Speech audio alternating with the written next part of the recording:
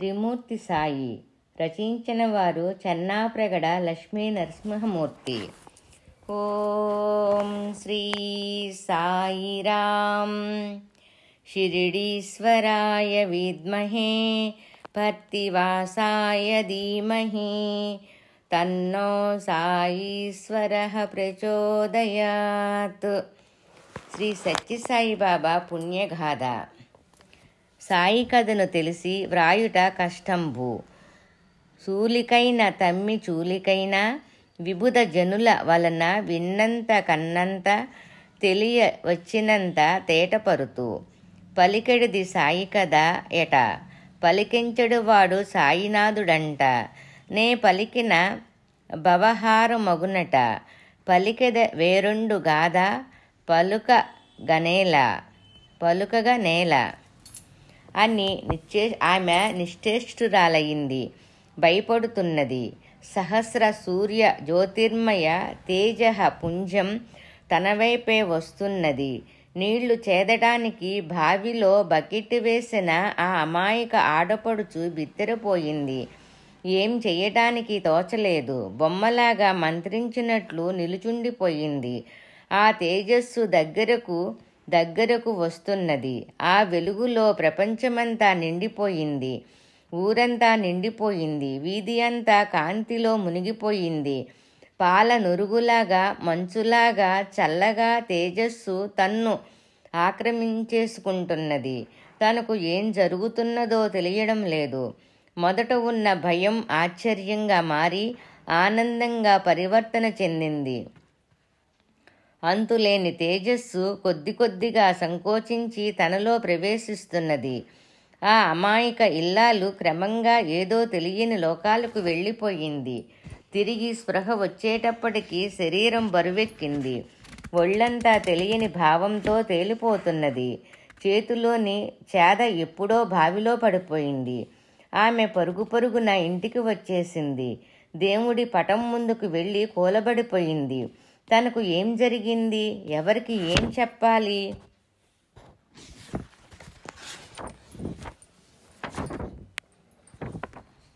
ఏమని చెప్పాలి? చెప్పింది నమ్ముతారా? అసలు జరిగిందాన్ని తాను నమ్మగలుగుతున్నదా? ఆవిడకు ఏమీ పాలుపోలేదు. ధైర్యం చేసి అత్త లక్ష్మమ్మ దగ్గరకు మెల్లగా వెళ్ళి భయంగా జరిగిందంతా పూసగుచ్చినట్లు చెప్పేసింది. ఆ ఆడబడుచు లోకం బాగా తెలిసిన ఆ వృద్ధురాలు. ధైర్యం చేసి లక్ష్మమ్మ దగ్గరకు మెల్లగా వెళ్ళి భయంగా జరిగిందంతా పూసగుచ్చినట్లు చెప్పేసింది ఆ ఆడబడుచు. లోకం బాగా తెలిసిన ఆ వృద్ధురాలు ఎన్నెన్నో పురాణ కథలు విని ఉన్నది. రామ కృష్ణుల జన్మ వృత్తాంతాలు బాగా ఎరుగున్నావిడ ఆమె. ఆ వృద్ధురాలికి అంతా అర్థమైపోయింది. అంతులేని ఆనందం కలిగింది. తమ ఇంట దేవుడు జన్మించబోతున్నాడని స్పష్టం అయింది. కోడలిని భయపడవద్దని ధైర్యం చెప్పింది. భగవంతుని అనుగ్రహంతో కోడలు గర్భం ధరించిందని తెలియచేసింది. కోడలు ఈశ్వరాంబ సంభ్రమ ఆశ్చర్య ఆనందాలతో తబ్బిబ్బయింది. తాను ఇంతకు ముందు 3 సార్లు గర్భం ధరించింది, కానీ ఇటువంటి అనుభూతిని ఎప్పుడూ పొందలేదు. అత్త కోడల్ని బావి దగ్గర జరిగిన సంగతి ఎవరితోనూ చెప్పకూడదని కట్టడి చేసింది. కోడలు కూడా కాలక్రమేణా ఆ విషయం గురించి పూర్తిగా మరిచిపోయింది. అదే దైవలీల. చాలా ఏళ్లు తర్వాత వెంకటగిరి సంస్థాన పండితులు రామశాస్త్రి గారు ఒకసారి స్వామి, భగవంతులైన తమది ప్రవేశమా ప్రసవమా అని ప్రశ్నించారట. దానికి స్వామి మందహాసంతో దగ్గరే ఉన్న మాతృశ్రీ ఈశ్వరంబ గారిని తమ జన్మరహస్యం గురించి చెప్పమన్నారట. అప్పుడే మొదటిసారిగా ఆవిడ స్వామివారి అవతరణ గురించి లోకానికి తెలియచేసింది. స్వామివారు తమ జన్మ గురించి చెబుతూ భగవంతుడు భువికి దిగి వచ్చినప్పుడు తన తల్లిదండ్రులను తానే ఎన్నుకొంటాడు. నారాయణుడు త్రేతాయుగములో కౌసల్య దశరథులను, ద్వాపరయుగములో దేవకీ వసుదేవులను తండ్రులుగా ఎన్నుకునే జన్మించాడు. మీ అందరి జన్మలకు భగవంతుని అవతరణకు చాలా భేదం ఉంది. మీరంతా మీ పాప పుణ్యకర్మల ఫలితంగా జన్మిస్తారు. అయితే భగవంతుడు దుష్టులైన హిరణ్యకశిపు, రావణ, కుంభకర్ణ, శిశుపాల, దంతవక్త్రాల శాపాల కారణంగాను, భక్తులు పుణ్యచరితలు అయిన ప్రహ్లాద, అహల్య, శబరి, అక్రూర, విదురుల పుణ్యాల కారణంగాను, వారి వరాల ఫలితంగాను అవతారాలు దాల్చారు. అవతారాలకు పాపపుణ్య కర్మలంటూ ఏమీ ఉండవు. తక్కిన జీవులులాగా కర్మఫలాలు అనుభవించడానికి భగవంతుడు జన్మ ఎత్తడు. దుష్ట శిక్షణకు, శిష్ట రక్షణకు, ధర్మ సంస్థాపనకు దేవుడు అవతరిస్తాడు.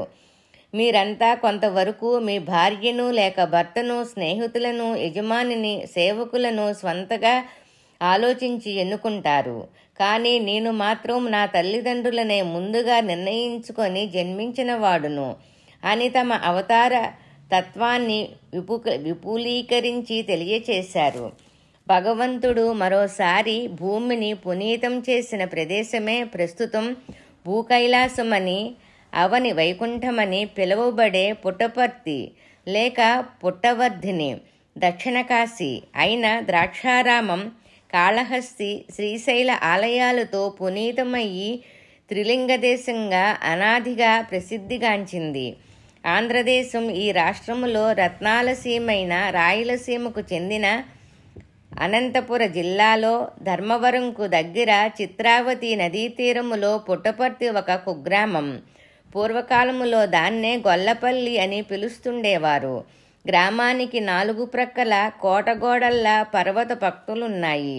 చిత్రావతి నది దక్షిణ దిక్కున కర్ణాటకంలోని నందికొండల నుండి బయలుదేరి గ్రామానికి తూర్పు ప్రవహించి గ్రామ సరిహద్దులో ఉత్తరానికి తిరిగి చివరికి దగ్గరలో ఉన్న బుక్కపట్టణం చెరువులో కలుస్తుంది.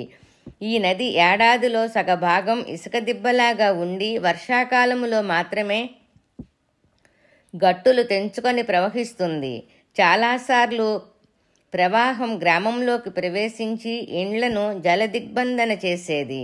ఆ కాలములో ఊళ్ళు 100 గడపల కన్నా ఎక్కువ ఉండేవి కావు. అంటే ఆ రోజుల్లో ఆ ఊళ్ళో 100 గడపలు 100 ఇళ్ళు ఉండేయంట.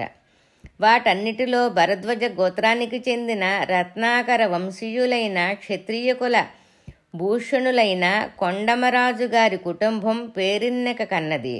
కొడుకులు, కోడండ్రు, మనములు, మునిమనములతో అదొక పెద్ద లోగిడి. శ్రీ కొండమరాజు గారు సత్పురుషులు, భక్తతత్పరులు, వంశాచారంగా వచ్చిన భక్తి, సాహిత్య, సంగీత, నాట్య కళలలో నిష్ఠాతులు. వారి యవనములో నాటకరంగంపై లక్ష్మణ పాత్రలో దాస్య భక్తికి ప్రాణం పోసి ప్రజలలో భక్తిని ప్రచారం చేశారట. ఆ వృద్ధ భక్తుడి నాలుకపై సదా లేపాక్షి రామాయణ కీర్తనలు నాట్యం చేసేవి. చుట్టూ పిల్లలను కూర్చోబెట్టుకొని పురాణ ఇతిహాసాల్లో నుంచి భక్తుల కథలను కళ్లకు కట్టే విధంగా వర్ణించి చెప్పేవారు. సాధువులన్నా పండితులన్నా ఆయనకు అపరిమిత గౌరవం. వారింటికి తరచూ సాధువులను ఆహ్వానించి వారికి అతిథి సత్కారాలు చేసి వారి చేత ఉపదేశాలు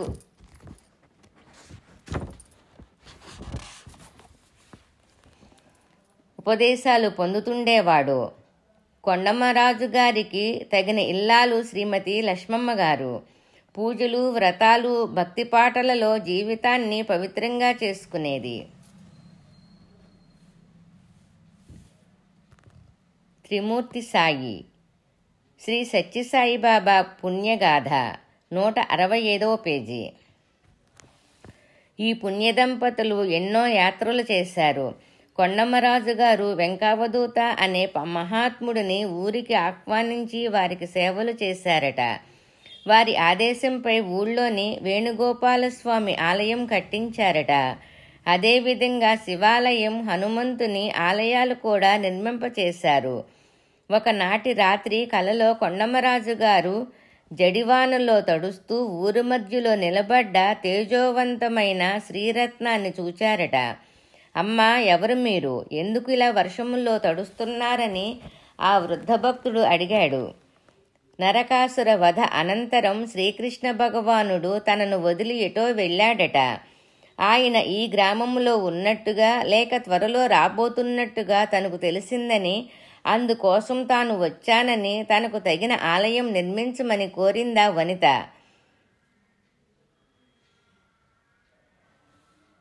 ఆలయం నిర్మించమని కోరిందా వనితా లాలమ. ఆ సత్యభామ తల్లికి ఆ వృద్ధుడు ఆలయం కట్టించాడు. ఆ అమ్మవారిని సత్యమ్మ అని ఊరు జనం పూజించేవారు. అప్పటికే దగ్గర శ్రీ వేణుగోపాలస్వామి ఆలయం ఉండేది. మరో ప్రక్కగా శివాలయం, దాన్ని ఆనుకొని హనుమంతుడి ఆలయాలు కూడా ఊరి ప్రజలు భక్తి తత్పరతకు నిదర్శనంగా నిలిచి ఉన్నాయి. కొండమరాజు గారికి 2 కుమారులు. వెంకావదూతపై భక్తితో వారి ఇద్దరికీ వెంకమరాజు అని పేరు పెట్టారు.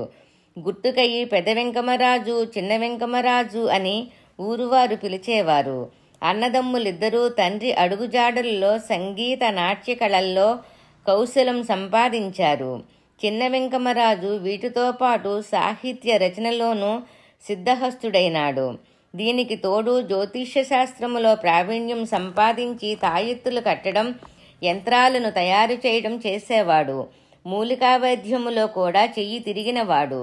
కొండమరాజు గారు తన జ్యేష్ఠ కుమారునికి కొలిమిగుంట వాస్తవ్యులు మీసరగండం సుబ్బరాజు గారి కన్యారత్నం ఈశ్వరమ్ముని ఇచ్చి కళ్యాణం జరిపించారు. ఈ వివాహం మున్ముందు జగత్ కళ్యాణానికి రాజమార్గం పరిచింది. భక్తి కళలకు కేంద్రంగా ఉన్న లోగిలలో అత్తగారు లక్ష్మమ్మ గారి పర్యవేక్షణలో ఈశ్వరమ్మ చెరుకు పాలలో తేనె కలిసిపోయినట్లు అందరి ప్రేమాభిమానాలను చురుగొన్నది. కాలక్రమాన ఈశ్వరాంబ పెద్ద వెంకమరాజు దంపతులకు 3 సంతానం కలిగారు. జ్యేష్ఠ సంతానం కుమారుడు శేషమరాజు గారు. తర్వాత 2 కుమార్తెలే, వెంకమ్మ, పార్వతమ్ములు అని. అది భారతదేశ చరిత్రలో అంధకార యుగం. ఆంగ్లేయులు దేశాన్ని ఆక్రమించుకొని సంస్థానాధీశులందరినీ తమ దాసులుగా చేసుకున్నారు. వారందరూ ఆంగ్లేయులకు మడుగులొత్తుతూ ప్రజలను తమ విపరీత భోగాల కొరకయ్యి మితిమీరిన పన్నులతో పీడించేవారు. ప్రజలను నరపశువులుగా చూచేవారు. ఇంగ్లీషు విద్య నేర్చిన వారు జీతాలపై దొరలకు గుమ్మస్తాలుగా పనిచేసేవారు. తోడి ప్రజానీకానికి తోడ్పడకపోగా వారిని అణగద్రొక్కేవారు. అక్కడక్కడ స్వతంత్ర వాయువులు వీచడం మొదలవగానే వెంటనే ఆంగ్లేయ దొరలు నిర్దయగా స్వాతంత్ర పోరాట ప్రయత్నాలను కాలరాచేవారు. 1818వ సంవత్సరం జలియన్వాలాబాగు మారణకాండతో దేశం అట్టుడిగిపోయింది. దేశం అల్లకల్లోలమైంది. అరవింద ఘోష్ మొదలైన వారు బల ప్రయోగంతోనే ఆంగ్లేయులను తరమకొట్టాలని ఆయుధ విప్లవాన్ని చేపట్టారు. అరవిందులను ప్రభుత్వం పట్టుకొని జైల్లో పెట్టింది. బాల్లాల్గా ప్రసిద్ధిగాంచిన లాలా లజపతిరాయ్, బాల గంగాధర తిలక్, బిపిన్ చంద్రపాల్ అతివాదులుగా కాంగ్రెస్ పార్టీలో స్వరాజ్యానికై ఒత్తిడి తెస్తున్నారు. మరో ప్రక్క గాంధీ అప్పుడప్పుడే దేశములో అహింస వ్రతమనే సంచలనాత్మక సిద్ధాంతాన్ని ప్రచారం చేస్తున్నారు. ఒక ప్రక్క స్వాతంత్రానికై సత్యాగ్రహాలు, శాసనోల్లంఘనాలు, నిరాహార దీక్షలు, అలజడులు, మరొక ప్రక్క ప్రభుత్వ నిరంకుశ శాసనాలు, అణిచివేతలు. వీటికి తోడు హిందువులు, మహమ్మదీయులు కలిసి ఉండనీయకూడదని ప్రభుత్వం ఈ 2 మతాల ప్రజల మధ్య వైమస్యాలు సృష్టించేది. దానితో మత కలహాలు, రక్తపాతాలు, ప్రజలు ఉన్న ప్రదేశాల నుంచి వలసపోవడం ఎక్కువైంది. సామాన్య ప్రజానీకం కష్టాల పాలైంది. భగవంతుడా, నువ్వు ఉన్నావా? ఉంటే ఎక్కడున్నావు? మమ్మల్ని రక్షించరావా అని ఎలుగెత్తి ఆక్రందించారు. అలా వైకుంఠపురంబులో ఆ మూల సౌధంబులో ఉన్న రమాపతి కుయ్యిలించి ఆర్తజన సంకట హరణార్థం వేగిరం అవతరణకు సిద్ధమయ్యాడు. అక్షయనామ సంవత్సరం ప్రారంభమైంది. శివుడికి ప్రీతికరమైన కార్తీక మాసం ప్రవేశించింది. శుక్లపక్షం ముగిసిన కృష్ణపక్షం మొదలయింది. శుక్లపక్షం ముగిసి కృష్ణపక్షం మొదలైంది. కొండమరాజు ఇంటిలో మంగళ ధ్యానాలు మ్రోగాయి. రాత్రుల సమయములో మంగళ వాద్యాలైన తుంబర, వీణ, మృదంగము మొదలైనవి వాటంతట అవే సుస్వనాలు పలికాయి. ఓంకారనాదం గృహమంతా ప్రతిధ్వనించేది. కుటుంబమంతా ఈ శబ్దాలకు ఆశ్చర్యపోయారు. దగ్గరలో ఉన్న బుక్కపట్టణంలోని శాస్త్రుల వారిని కలిసి కొండమరాజు గారు ఈ వింత ధ్వనుల గురించి ప్రశ్నించారు. ఆయన ఈ స్వరాలు జగన్మంగళ కారకులని, ఇంట్లో మంగళాయతనం ఉదయించబోతున్నదని, భయపడవలసింది ఏమీ లేదని, మీరు మిక్కిలి ఆనందించవలసిన శుభ సమయమని ప్రకటించాడు. ఈశ్వరాంబకు నవమాసాలు నిండుతున్నాయి. చవితి తిథి వచ్చింది. ఆనాడు సంకటహర చతుర్థి పర్వదినం, కార్తీక సోమవారం. మహాదేవుడికి అత్యంత ప్రీతికరమైన రోజు. ప్రక్కింటిలో శ్రీ సత్యనారాయణ స్వామివారి వ్రతం చేసుకుంటున్నారు. లక్ష్మమ్మగారు పూజలో ప్రొద్దుటి నుంచి పాల్గొన్నారు. మధ్యలో కోడలికి కాన్పు నొప్పులు ప్రారంభమయ్యాయని వర్తమానం వచ్చింది. అయినా ఆవిడ తొందరపడి పూజ ముగియకుండా అవసరపడి లేచి రాలేదు. వ్రతం పరిపూర్ణమయ్యి హారతి, నమస్కార, ప్రసాద వినియోగమైన తర్వాత సత్యనారాయణ స్వామివారి ప్రసాదం స్వీకరించి ఇంటికి తిరిగి వచ్చింది. కోడలు ఈశ్వరామ్మ ఇంకా నొప్పులు పడుతున్నది. తాను తెచ్చిన తీర్థప్రసాదాలను కోడలుకు ఇచ్చింది. రాత్రి గడిచి బ్రహ్మ ముహూర్తం ప్రారంభమైంది. ఆర్ధానక్షత్రం నడుస్తున్నది. జగత్తంతా ఓంకారనాదంతో ప్రతిధ్వనిస్తుండగా, దేవాలయాలలో గంటలు మారుమ్రోగుతుండగా, వైదికుల వేదమంత్రాలు ఎలుగెత్తి పఠిస్తుండగా, భగవంతుడు హరిహరుడు సత్యనారాయణుడుగా పుటపర్తిలో భారద్వాజ గోత్రంలో ఆపస్తంభ సూత్రానికి చెందిన రత్నాకర వంశంలో అవతరించాడు. పెద్ద వెంకమరాజుకు కలిగిన 4వ సంతానం మగబిడ్డ కావడంతో ఇంట్లోనే కాక పుటపర్తి గ్రామమంతా ఆనందములో తేలియాడింది. శిశువు అసాధారణమైనదన్నట్టు పాదద్వయములో శంఖచక్రాలు, అరిచేతులలో శ్రీరేఖలు, ఎడమ కపోలం మీద శ్రీవత్సాంకం, వీపు మీద అరిచేతంత అనంత నాగపణి ప్రత్యేకంగా ఉన్నాయి. శిశువు తేజస్సుతో ఇల్లంతా దేదీప్యమానంగా వెలిగిపోయింది. దీనికి తోడు బాలుడిని పడుకోబెట్టిన పొత్తిగుడ్డలు అలలు లేచి పడుతున్నట్లు కదలాడసాగాయి. అందరూ వింతగా చూచేంతలో ఒక నాగుపాము సర్రన బాలుడి క్రింద నుంచి ప్రాకుతూ వెళ్ళిపోయింది. కుటుంబం యావత్తూ భయభ్రాంతులతో చలించిపోయారు. ఎవరో ఇది శుభసూచకమని, బాలుడికి మహాయోగం, రాజయోగం ఉందని చెప్పడంతో అందరూ సిమితపడ్డారు.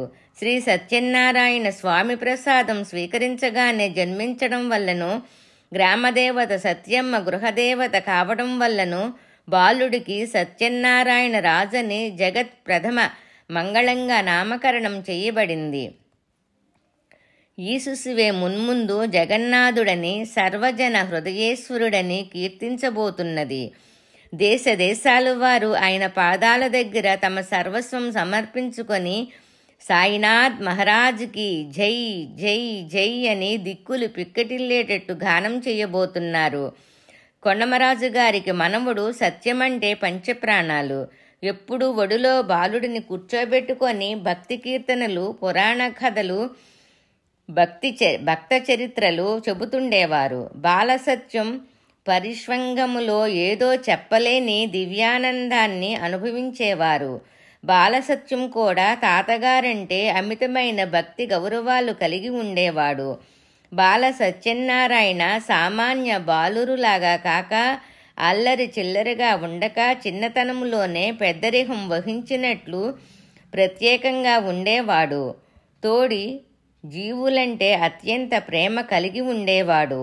మిత్రులకు ఇతర ప్రాణులను హింసించరాదని తోడి వారిని కష్టం కలిగించరాదని, అందరినీ ప్రేమించాలని తరచూ చెబుతుండేవాడు. ఇంట్లోనూ ఊళ్ళోనూ పశుబలిని నిరసించేవాడు. మాంసాహారాన్ని అసహ్యించుకునేవాడు. పిల్లలందరి నుంచి ప్రత్యేకంగా ఉండడంతో తోడి మిత్రులే కాక పెద్దలు కూడా బ్రాహ్మణ బాలుడు, బాలగురువు, బ్రహ్మజ్ఞాని అని పిలిచేవారు. కొండమరాజు గారి ప్రక్క ఇంటి వారే ఆ ఊరి కరణం సుబ్బమ్మ గారు. ఈశ్వరమ్మ కన్న వయస్సులో 10-15 ఏళ్ల పెద్దది. ఈశ్వరమ్మ కన్నా 10-15 ఏళ్లు పెద్దది. ఆ ఊరి కరణం లక్ష్మీనారాయణ గారి భార్య. సాత్వికురాలు, కరుణామయి. చాలా కాలంగా సంతానం లేక భర్తతో ఎన్నో వ్రతాలు, యాత్రలు చేసింది. చివరికి పండరీకి వెళ్ళి పాండురంగ విఠలుడిని, రుక్మాయిని దర్శించుకున్నది. తనకు సంతానం లేకపోవడంతోనూ, కొండమరాజు గారి ఇల్లు ప్రక్కదే కావడంతోనూ సత్యాన్ని చిన్నప్పటి నుంచి ప్రేమగా చూచుకునేది. తరచూ పసిపిల్లవాడిని తన ఇంటికి పిలుచుకొని పోయి ముద్దు చేసి తినుబండారాలు తినిపించేది.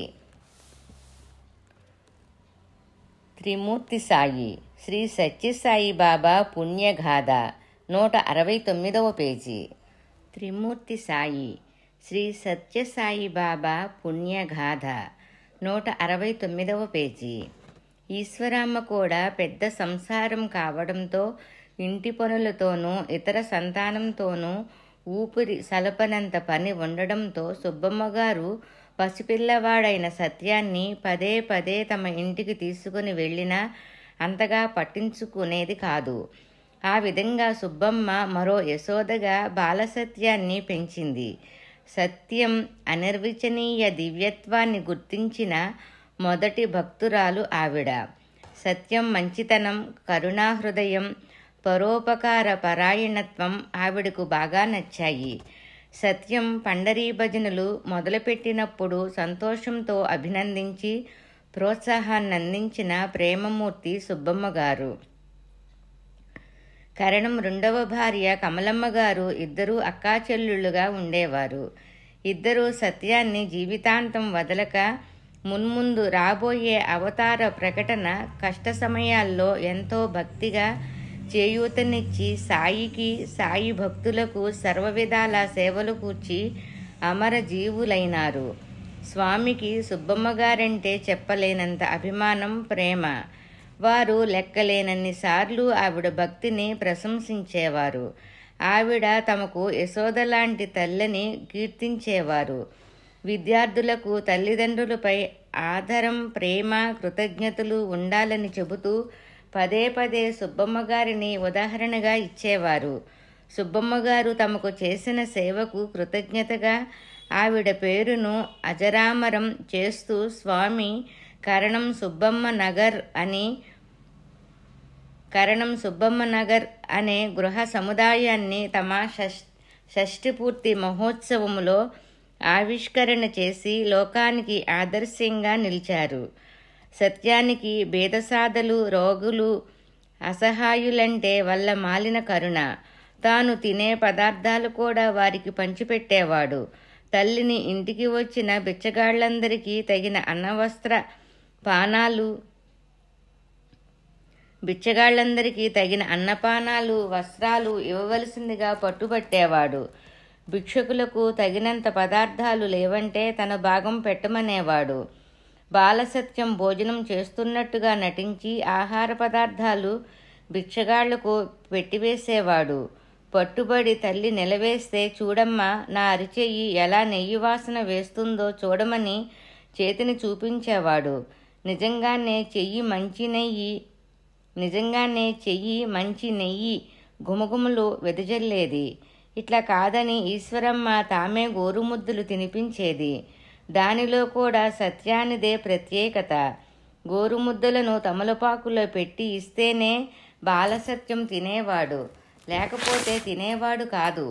తమలపాకు తినే అభ్యాసం తాంబూల సేవనంగా స్వామికి అభ్యాసమైంది. లలిత అమ్మవారిని తాంబూల పూరితిముఖి అని, తాంబూల పూరిత స్మేర వదన అని అన్నట్టు నిత్యం స్వామి తాంబూల రాగ అదరాలతో ప్రవాళ కాంతులను వెదజల్లుతూ మనోహరంగా దర్శనమిచ్చేవారు. ఈ మధ్య 10 సంవత్సరాలుగా స్వామి తాంబూలం సేవించటం నిలిపివేసి భక్తులకు నిరాశ కలిగించారు. ఆ కథ మరొక చోట చెప్పుకుందాం. సత్యం చిన్నగా ఉన్నప్పుడే కొండమరాజు గారు కొడుకులకు ఆస్తులు పంపకం చేసి వారికి దూరంగా వాస ప్రస్థాశ్రమములో ఉన్నట్టు విడిగా ఉండేవారు. శాకాహారం మాత్రమే తీసుకునేవారు. తమ ఆహారం తాము సిద్ధం చేసుకునేవారు. దీనికి ఎవరు అడ్డు చెప్పినా ఆ వృద్ధుడు అంగీకరించేవారు కాదు. తమతో ఉండడానికి సత్యాన్ని మాత్రం అనుమతించారని అనటం కన్నా సత్యం తమతో ఉండటానికి కోరుకున్నారని అనటం సబాబు. బాలసత్యం కూడా తాతగారితో కలిసి ఉండడానికి ఇష్టపడేవాడు. జీవహింస సహించలేనివాడు కావడం చేత మాంసాహారాన్ని యావగించుకొని శాకాహారి అయిన తాతగారితో నివసించసాగాడు సత్యం. అంత చిన్న వయసులో తాతగారికి తానే స్వయంగా వంట చేసి పెట్టేవాడు. ఆ వయసులోనే నలభీమ పాకాలు చేయడంలో చెయ్యి తిరిగినవాడుగా అయ్యాడు. చిన్నతనము నుంచే సత్యం భజనలు చేసేవాడు. చాలా మంచి కంఠం ఉండటం చేత సుస్వరంగా పాడేవాడు. చుట్టూ సమవయస్కులను చేర్చుకొని వారికి దేవుడి కీర్తనలు భజనలు నేర్పించి పండరీ భజన మండలి అనే బృందాన్ని ఏర్పాటు చేసి చుట్టుప్రక్కల గ్రామాలలో పర్యటించి భజనలు చేసేవాడు. ఎక్కువగా షిరిడీ బాబా గురించి, పండరీ విఠలుని గురించి భజనలు పాడేవాడు. ఆ కాలంలో షిరిడీ బాబా అనే పేరు పట్టణాలలోనే చాలామంది విని ఉండలేదు. అటువంటిది సత్యం షిరిడీ సాయి గురించి పాటలు పాడటం విని ఊరు వాళ్లకు అర్థమయ్యేది కాదు. దానికి తోడు పిల్లలు చిన్నవారు కావడం చేత ఆ విషయం అంతగా పట్టించుకునేవారు కాదు. ఎక్కడెక్కడ భజన మండలి భజనలు చేశారో అక్కడ నుంచి అంటురోగాలు, ఇతర వ్యాధులు నిష్క్రమించేవి. త్వరలో బాలసత్యం పండరీ భజన మండలి గురించి అందరూ చెప్పుకునేవారు. దూర ప్రదేశాల నుండి ప్రజలు వచ్చి సత్యమును తమ గ్రామాలకు ఆహ్వానించేవారు. శ్రీరామనవమి, దసరా పండుగలలో ఎద్దుల బండి మీద దేవుళ్ళు పటాలు పెట్టి అలంకరించి భజనలతో ఊరేగించేవారు. సత్యం తాను దేవుళ్ళ ప్రక్క ముఖం మీద విభూది కుంకుమలతో ప్రకాశిస్తూ కూర్చొని తాను భజనలను పాడుతూ అందరి చేత పాడిస్తూ అందరినీ ఉత్సాహపరుస్తూ ఉండేవారు. పెద్దలు పిన్నలు సత్యంలో ఒక వింత తేజస్సును చూచేవారు. తండ్రి పినతండ్రులు నటరంగంలో ఆరితేరిన వారు కావడం చేత వారితో పాటు సత్యం కూడా తరచు నాటకాలలో నటించేవాడు. సామాన్యంగా సత్యం స్త్రీ పాత్రలలో అమోఘంగా నటించేవాడు. ద్రౌపది మాన సంరక్షణలో ద్రౌపదిగా, కంసవధలో మోహినిగా, ఉషాపరిణయంలో ఉషగాను, కృష్ణుడుగాను నటించి ప్రేక్షకులను ఉర్రూతలూగించేవాడు. చాలాసార్లు ఒకే నాటకములో 2-3 పాత్రలు కూడా నైపుణ్యంతో నటించేవాడు. నాట్యంలోనూ సత్యం అసమాన కౌశల్యాన్ని చూపించేవాడు. గాలిలో తేలుతున్నాడా అన్నట్టు భూమిని అంటకనే చెంగుమని ముగ్ధమోహనంగా నర్తించేవాడు. ఊళ్ళో ఉన్న ప్రాథమిక పాఠశాలలో చదువు పూర్తి చేసుకొని మాధ్యమిక విద్య కొరకు మైలున్నర లోపు చిత్రావతీ నదికి ఉత్తరాన ఉన్న బుక్కపట్టణం అనే గ్రామానికి రోజూ వెళ్ళి వస్తుండేవాడు. ప్రొద్దున్నే తాతగారికి తనకు వంట చేసుకొని నది ఇసుక తెన్నెల మీద నుండి నడిచి పాఠశాలకు వెళ్ళేవాడు. వానాకాలములో గుండెల వరకు వచ్చే నీటిలోంచి తలపై ఒక చేత్తో పుస్తకాలు మరొక చేత్తో భోజనం మూట పట్టుకొని వెళ్ళవలసి వచ్చేది. ఎండాకాలములో మలమల మాడే ఇసుక మీద నడిచి పాఠశాలకు వెళ్ళేవాళ్ళు. చాలా రోజులు మధ్యాహ్న భోజనానికి పుటపర్తికి పరుగు పరుగున వచ్చే తిరిగి వెళ్ళేవాడట సత్యం పాఠశాలలో తోడి పిల్లలకు ఉపాధ్యాయులకు అత్యంత ప్రియుడు. పిల్లలందరూ ఎప్పుడూ అతని చుట్టూ బెల్లం చుట్టూ మూగే చీమల్లాగా గుమిగూడి ఉండేవారు. తన మధురమైన మాటలతోనూ మంచి మంచి కథలతోనూ అందరికీ సహాయపడే ప్రవర్తనతోనూ అందరినీ ఆకట్టుకునేవాడు. మధ్యాహ్న సమయాల్లో ఎవరికీ చెప్పక ఒంటరిగా దగ్గరున్న దేవాలయాలకు వెళ్ళి ఎవరూ చూడకుండా పూజా సామాగ్రిని సృష్టించి ప్రసాదంగా పండో కలాకండో ముక్కలతోనూ పూజ చేసేవాడు. షిరిడీబాబా విగ్రహాన్ని కూడా కర్రచాలనంతో సృష్టించి దానికి పూజ చేసి హారతి ఇచ్చేవాడు. తర్వాత ప్రసాదంగా తోడి నేస్తాలకు బిళ్ళలు, పండ్లు, బలపాలు, పెన్సిళ్ళు సంచిలోంచి తీసి ఇస్తుండేవాడు. మిత్రులు ఆశ్చర్యపోయి ఎక్కడి నుండి ఈ వస్తువులు తెస్తున్నావని అడిగితే నాకు సత్యమ్మ తల్లి ఇస్తున్నదని చెప్పి వాళ్లను మరిపించేవాడు. నిజంగా సత్యమ్మ తల్లిగా సాయిమాతే ఇచ్చేది. కారణం చాలామంది స్వామి భక్తులు స్వామిని పురుషుడిగా కన్నా శ్రీమూర్తిగానే పూజిస్తారు. చాలాసార్లు స్వామి లలిత అమ్మవారులాగా మనోహరంగా, లలితంగా, వయ్యారంగా నడుస్తారు. అరుణాంబరాలలో శ్రీమాతలాగా దర్శనమిస్తారు.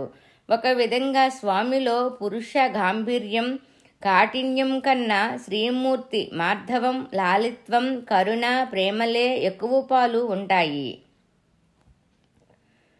అందుకే భక్తులు సాధారణంగా సాయిమాత అని పిలిస్తేనే తృప్తి పడతారు.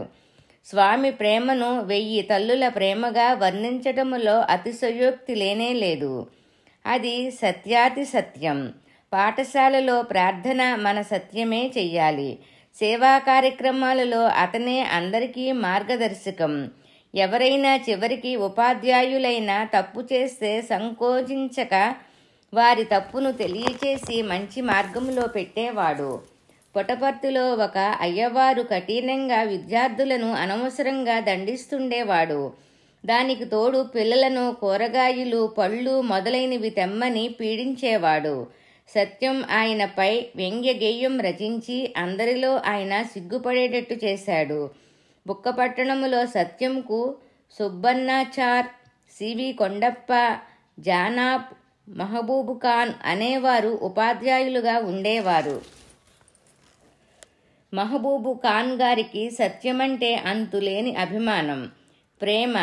సత్యం మంచితనానికి, అతడి పరోపకార పరాయణత్వానికి ముచ్చట పడేవారు. సత్యం సామాన్యుడు కాదు, దివ్యబాలుడని ఆయనకు తోచేది. తాను మహమ్మదీయుడు అయినప్పటికీ సత్యాన్ని అప్పుడప్పుడు ఇంటికి పిలుచుకొని పోయి శుభ్రంగా కట్టుకున్నట్టు శాకాహారం వడ్డన చేసి పెట్టి తినిపించి ఆనందించేవారు. సత్యం కూడా ఆయనంటే చాలా గౌరవంగా ఉండి పూజించేవాడు.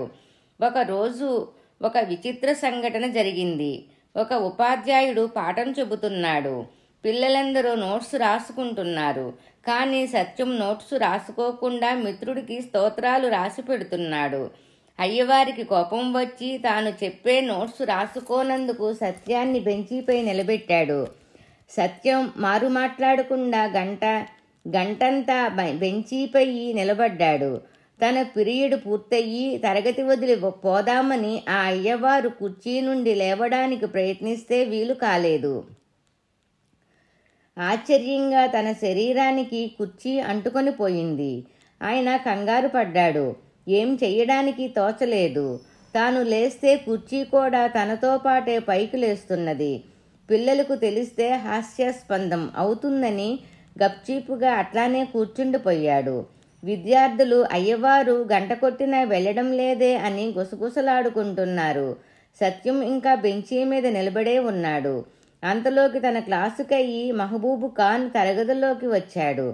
పీరియడ్ పూర్తయినా అయ్యవారు కూర్చొని ఉండటం, బెంచీపై సత్యం నిలబడి ఉండటం చూచి ఆశ్చర్యపడి బాధపడ్డాడు. మెల్లగా అయ్యవారు మహబూబు ఖాన్ గారిని ప్రక్కకు పిలిచి తన సంకట స్థితిని తెలియచేశారు. మహబూబు ఖాన్ గారికి నవ్వు వచ్చింది. సత్యం చిలిపితనానికి, హాస్య ప్రవృత్తికి ఆనందం వేసింది. అయ్యవారితో సత్యాన్ని బెంచీపై నుండి క్రిందకి దింపమని చెప్పాడు. గత్యంతరం లేక అయ్యవారు సత్యాన్ని బెంచీపై నుండి క్రిందకి దిగమని చెప్పాడు. సత్యం క్రిందకు దిగాడు. అయ్యవారు పైకి లేచారు.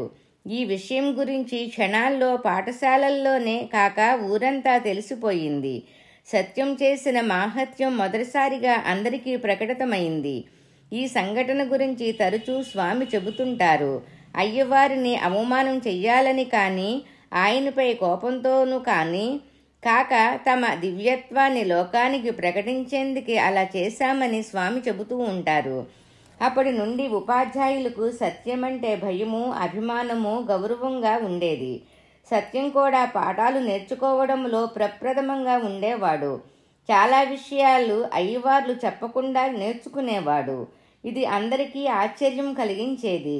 సత్యం ఏ విధంగా కొత్త కొత్త పాఠాలు నేర్చుకుంటున్నాడో తెలిసేది కాదు. దసరా, శ్రీరామనవమి మొదలైన పండుగ రోజుల్లో ఎడ్లబండి మీద దేవుళ్ల పటాలు పెట్టి వాటికి అలంకరణలు చేసి పూజలు చేసి ఊరేగించేవారు. దేవుళ్ల ప్రక్కన బాలసత్యం కూడా కూర్చునేవాడు. ఆ సమయాల్లో ఒక్కొక్క ఒక్కొక్క రకంగా సత్యం కనబడుతుండేవాడు. త్రిమూర్తి సాయి, శ్రీ సత్యసాయి బాబా పుణ్యగాథ, 174వ పేజీ. ఒక్కో రకంగా సత్యం కనబడేవాడు. విభూతి రేఖలతో పరమశివుడులాగా, కుంకుమ పసుపు రేఖలతో అమ్మవారిలాగా మరికొన్నిసార్లు దర్శనమిచ్చేవారట. ఆ సమయాల్లో సత్యం నాణాలు, బిళ్ళలు, డాలర్లు విసిరేవారట. వాటిని సంపాదించడానికి జనం విరగబడేవారు. తోడి బాలురను చిత్రావతి నదీ తీరములో ఉన్న గుట్టపైకి తీసుకువెళ్ళి అక్కడ ఉన్న చింత చెట్టు నుంచి వారికి కావలసిన పండ్లు, వస్తువులు కోసి ఇచ్చేవాడు సత్యం.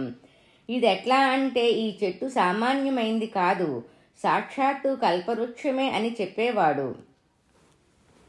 సహజంగా మితభాషి, ఏకాంతం అభిలాషించేవాడు కావడం వలన ఎక్కువగా ఒంటరిగా పుట్టపర్తి చుట్టూ ఉన్న గుట్టలలోనూ అడవుల్లోనూ తిరుగుతుండేవాడు. కొండ గుహల్లో ఉండి ధ్యానములో కూర్చుండిపోయేవాడు చాలా రోజులు. చిత్రావతి నదిలో బుక్కపట్టణం చెరువు మధ్యలో చిన్న గుట్ట మీద వెంకటరమణ స్వామి పాత ఆలయము ఒకటి ఉంది. తరచూ సత్యం అక్కడికి వెళ్ళి కూర్చునేవాడు. భయమనేది అతడికి తెలియదు.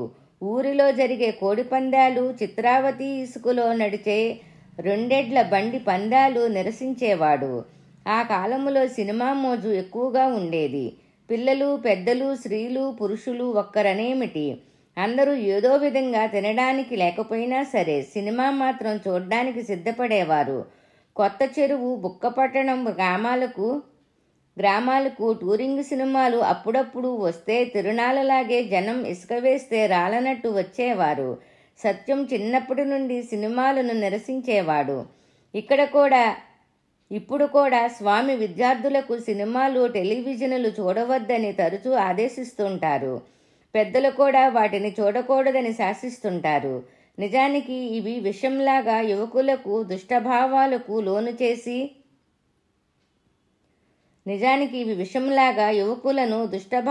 లోను చేసి వారి దివ్య జీవితాలను నాశనం చేస్తాయని స్వామి అంటుంటారు.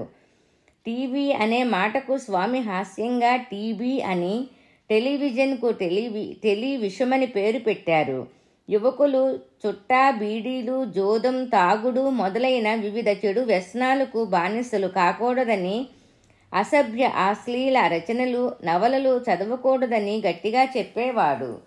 బాలసత్యం బుక్కపట్టణం చదువుకునే రోజులలో ఒక మరుపురాని సంఘటన జరిగింది. ఆ కాలంలో ఋష్యేంద్రమణి అనే నాట్యగత్తె నాట్యంలో చాలా ప్రఖ్యాతి చెందింది. ఆవిడ నాట్యం చేస్తే జనం ఉర్రూతలూగేవారు. నాట్యములో ఆవిడ అనేక ఫీట్స్ చేసేదట.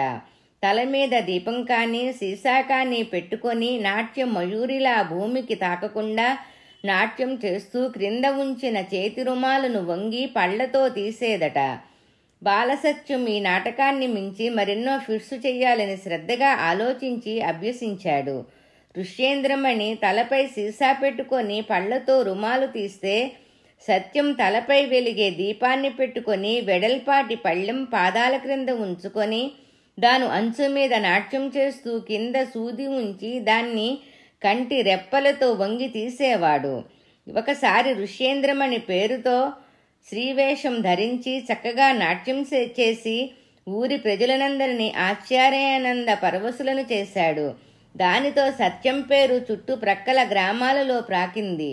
అతడి పండరీ భజన మండలిని, నాట్య మండలిని ఆహ్వానించి ప్రదర్శనలు ఏర్పాటు చేసేవారు.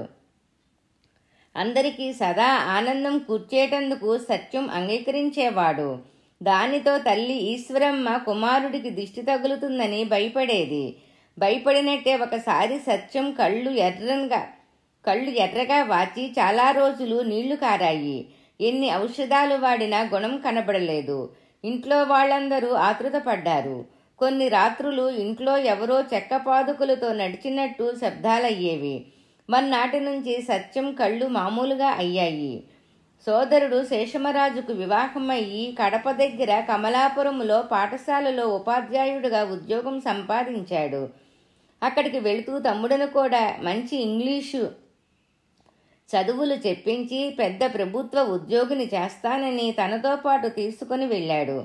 కమలాపురానికి సత్యం కన్నా ముందుగానే అతడి కీర్తి చేరింది. అక్కడి విద్యార్థులు అధ్యాపకులు సత్యం అంటే అభిమానంగా ఉండేవారు. ముఖ్యంగా అక్కడి స్కౌట్ మాస్టర్కి సత్యం అంటే చాలా ప్రీతి. ఆయన సత్యం యొక్క సమాజ సేవ పరోపకార పరాయణత్వం చూచి ముచ్చటపడేవాడు. సత్యం పిల్లలందరికీ తలలో నాలుకలాగా ప్రధానుడయ్యాడు. సత్యం దేశభక్తి గేయాలు భక్తి పాటలు రచించి పిల్లలందరి చేత పాడిస్తూ ఊరిలో దేశభక్తిని దైవభక్తిని ప్రచారం చేసేవాడు. సాంఘిక దురాచారాలను విమర్శిస్తూ సత్య ధర్మాలను శ్లాఘిస్తూ నాటకాలు రచించి తాను నటించి పిల్లల చేత నటింపచేసేవాడు. త్రిమూర్తి సాయి శ్రీ సత్యసాయి బాబా పుణ్యగాథ 176వ పేజీ. మీరాబాయి నాటకం ప్రహ్లాద చరిత్రం చెప్పినట్లు చేస్తారా అనేవి చాలా ప్రసిద్ధి పొందాయి. ముఖ్యంగా సత్యం అంత చిన్నతనములో రచించిన చెప్పినట్టు చేస్తారా అనే వ్యంగ్య నాటకం ఊరూరు మన్నన పొందింది. ఆ నాటకములో ఇంట్లో తల్లిదండ్రులు సమాజములో పెద్దలుగా చలామణి అయ్యేవారు. ఏ విధంగా అసత్యం పలుకుతారో అక్రమంగా ప్రవర్తిస్తారో చిన్నవారికి ఏ విధంగా తప్పుడు భాష్యాలు చెబుతారో చక్కగా వ్యంగ్యంతో హాస్యాన్ని మిళితం చేసి సత్యం మార్గోపదేశం చేశాడు. ఈ నాటకాన్ని స్వామి ఇప్పటికీ తరచు తమ విద్యార్థులకు నటించడం నేర్పి వారిచే నటింపచేస్తుంటారు. ఆ నాటకమంటే స్వామికి అంత మక్కువ. కమలాపురములో నీటి ఎద్దిడి చాలా ఉండేది. నీళ్లకై చాలా దూరం వెళ్ళి తీసుకొని వస్తుండేవారు. ఇంట్లోకి నీళ్లు తేవడం సత్యానికి అప్పచెప్పారు. చిన్నపిల్లవాడైన పాఠశాలకు వెళ్ళి చదువుకోవలసి ఉన్న ప్రొద్దున్న సాయంకాలం నీళ్లు తేవడంతోనే సమయమైపోయేది. కావిడితో బిందులు పెట్టుకొని చాలా దూరం నుండి నీళ్లు తెచ్చేవాడు సత్యం. సరిగా ఆ సమయానికి టీచర్సు ట్రైనింగ్కు శేషమరాజు మరో ఊరు వెళ్ళవలసి వచ్చింది. నీళ్లు తేవడంలో క్లాసుకు వెళ్ళడానికి కూడా ఆలస్యమయ్యేది. భారాన్ని మోపి భుజాలు కందిపోయి తర్వాత కాయలు కాశాయి. సత్యం జీవితంలో కమలాపురంకు సంబంధించిన విషయాలు చెరగని ముద్ర వేసుకున్నాయి. రాయలసీమలో నీటి ఎద్దడి చిన్నతనం నుంచి చూచి బాధపడేవారు స్వామి. ఆ అనుభవాలే తర్వాత స్వామి సంకల్పించిన అనంతపుర జిల్లా నీటి పథకానికి ప్రేరణ. స్వాతంత్రం వచ్చి దశాబ్దాలైనా కనీసం త్రాగే నీరైనా ప్రజలకు లభించటం లేదని స్వామి కలత చెందేవారు. ప్రభుత్వాలు కూడా చేపట్టలేని విధంగా అనంతపురం జిల్లాలో నీటి పథకం చేపట్టి ప్రజలకు నీటిని దానం చేశారు.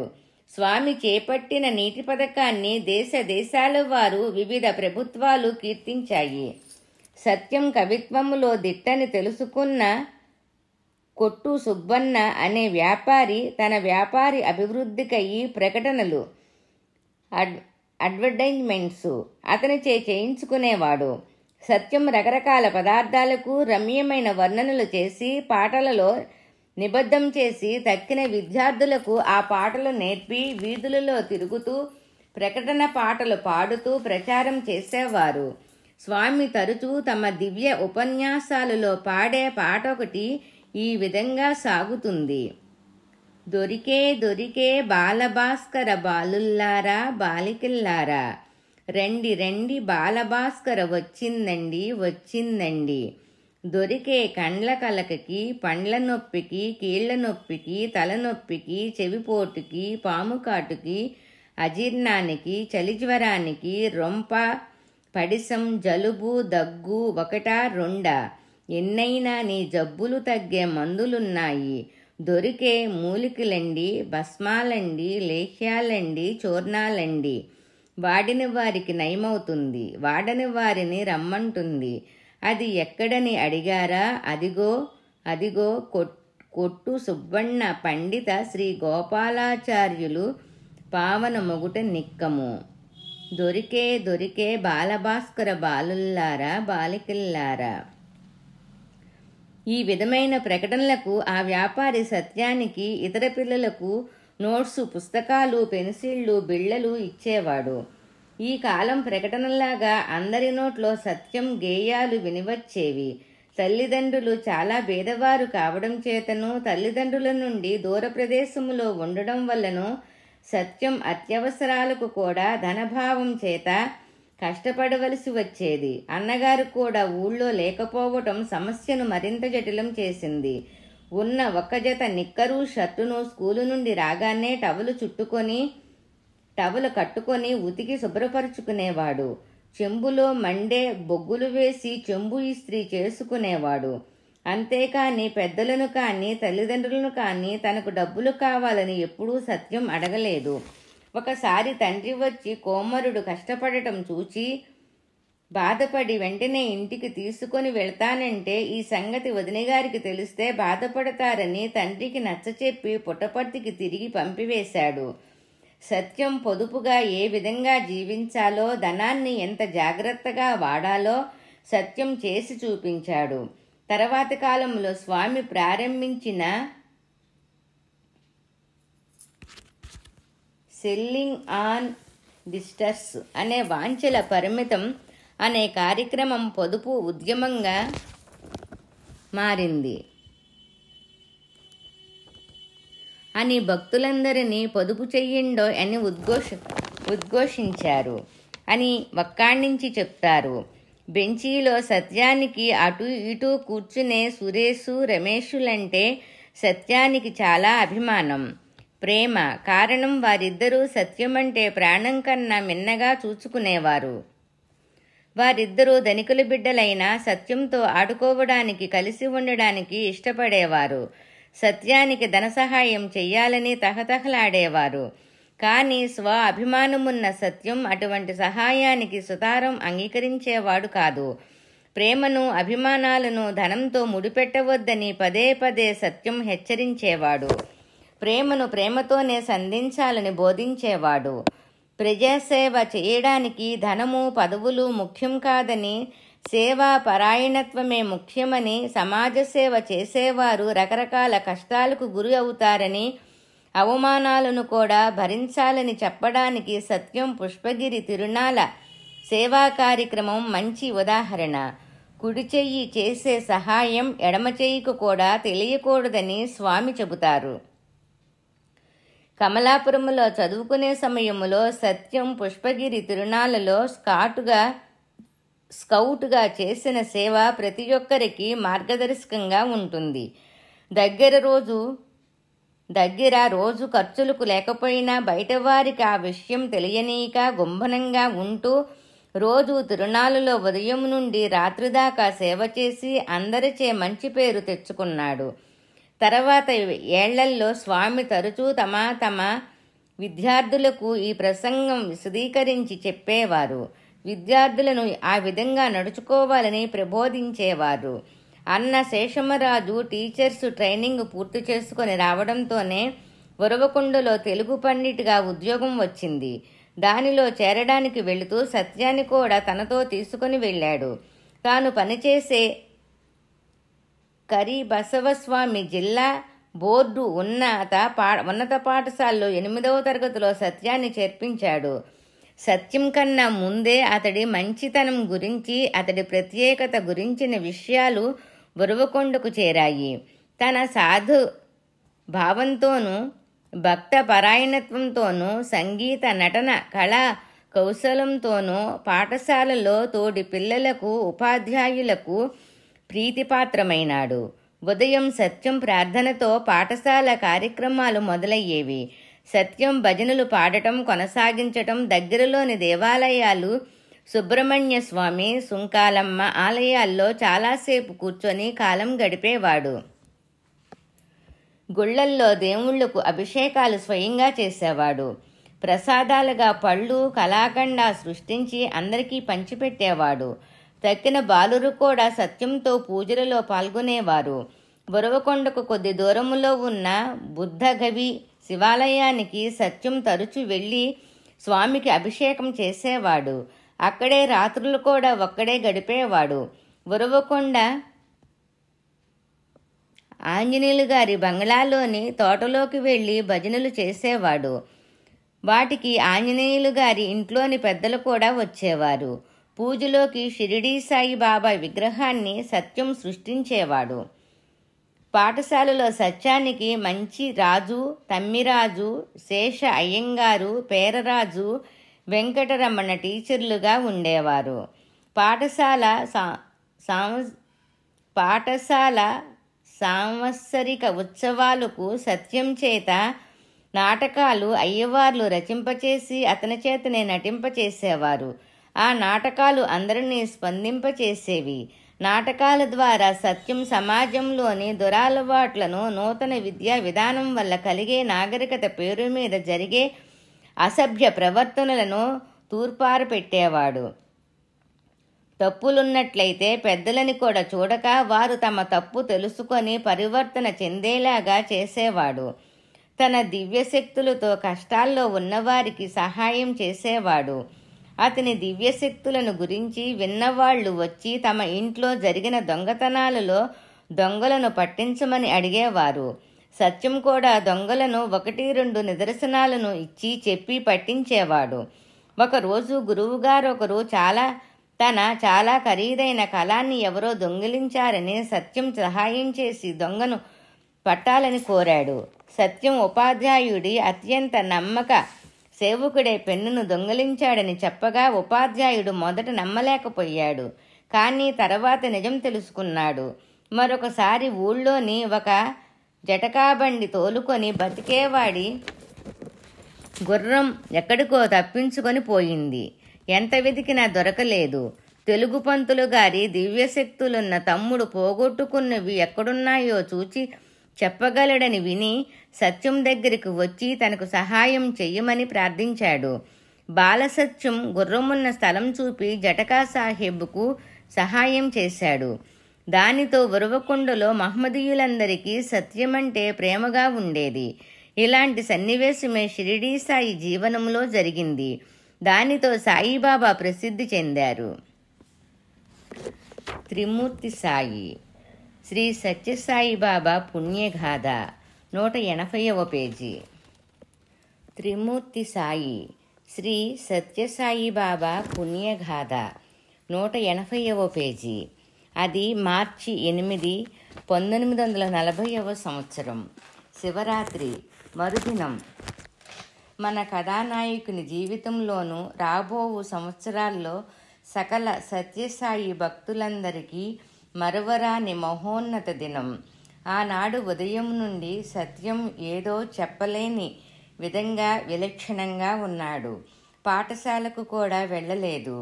ఆంజనేయులు గారి తోటలోనే ఉన్నాడు. రాత్రి భోజనాలైన తర్వాత అందరూ పడుకున్న కొంత సమయానికి సత్యం ఇంటి బయటకు వెళ్ళడానికి సిద్ధమయ్యాడు. అప్పుడు అక్కగారు ఉరవకొండలో సత్యంతో ఉన్నది. సత్యాన్ని బయటికి వెళ్ళడం చూచింది. తాను చాలా ఆలస్యంగా వస్తానని, తలుపు దగ్గరకు మాత్రమే వెయ్యమని, గడియ పెట్టవద్దని, ఈ విషయం ఇంట్లోని వారికి తెలియకూడదని అక్కను కోరి సత్యం బయటకు వెళ్ళాడు. అక్క రాత్రంతా తమ్ముడు వస్తాడని ఎదురు చూస్తూనే ఉంది. ఎంతకు సత్యం రాలేదు. ఆమెకు తెలియకనే నిద్ర పట్టింది. ఏదో శబ్దమైతే కళ్ళు తెరిచింది. అప్పుడే సత్యం ఇంట్లోకి వస్తున్నాడు. చాలా అలసి ఉన్నాడు. బయట ఇంకా చీకటిగా ఉంది. రాత్రంతా బుడ్డగని శివాలయంలో అభిషేకం చేసి వస్తున్నానని అక్కతో చెప్పాడు.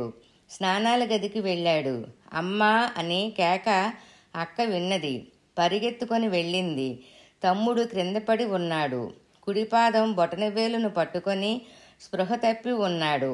ఏదో పురుగు పుట్ర కుట్టిందనుకొని చుట్టూ చూచింది. ఊరి పేరే ఉరగపురం. ఉరవకొండ. పాము కాట్లు సర్వసాధారణం. పామేది కనబడలేదు. చిన్న తేలు ఏదైనా కుట్టి ఉండవచ్చని లోపలికి పరిగెత్తుకొని వెళ్ళి ఇంట్లో అందరినీ తమ్ముడు తేలు కుట్టి పడిపోయాడని కేకలు వేసింది. అందరూ వచ్చారు. సత్యానికి చికిత్సలు చేశారు. కానీ రోజంతా స్పృహ రాలేదు.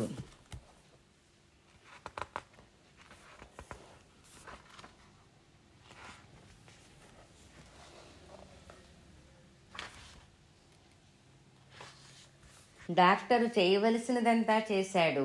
ఇంజెక్షను మందులు ఇచ్చాడు. ఫలితం లేదు. అందరూ ఆతృతతో ఆ రోజు గడిపారు.